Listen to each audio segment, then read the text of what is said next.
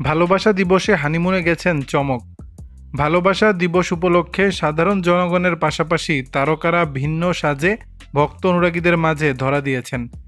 এদিকে ছোট পর্দার অভিনেত্রী রুকেয়া জাহান চমক বিয়ের পর প্রথম ভালোবাসা দিবস উদযাপন করছেন। সামাজিক যোগাযোগ মাধ্যমে শেয়ার করা ছবিতে দেখা যায় অভিনেত্রী ভালোবাসা দিবসে প্রথম হানিমুনে গেছেন মালয়েশিয়া। ছবিতে বেশ খোশ মেজাজে ভক্ত অনুরাগীদের মাঝে ধরা দিয়েছেন। একগুচ্ছ ছবি শেয়ার করে চমক ক্যাপশনে লিখেছেন, অফিসিয়ালি এটা আমাদের প্রথম হানিমুন এবং প্রথম Valentine's day mister and Mrs হিসেবে একসাথে। ৭০তম ভ্যালেন্টাইন এমনি করে উদযাপন করতে চাই উল্লেখ করে অভিনেত্রী আরও বলেন, প্রিয় স্বামী আমার পাশে এমন করে হাসতে থাকো চিরকাল। আমি আমাদের ৭০তম ভ্যালেন্টাইন এমনি করেই উদযাপন করতে চাই।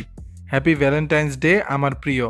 প্রসঙ্গত অভিনেত্রী রুকেয়া জাহান চমক ২০১৭ সালে মিস ওয়ার্ল্ড বাংলাদেশ প্রতিযোগিতায় দ্বিতীয় রানার আপ হয়েছিলেন। এরপর ৩ বছরের বিরতি নিয়ে ২০২০ সালে অভিনয়ে নাম লেখান। দর্শক, বিষয়টি নিয়ে আপনাদের মতামত জানাবেন নিচের কমেন্ট বক্সে।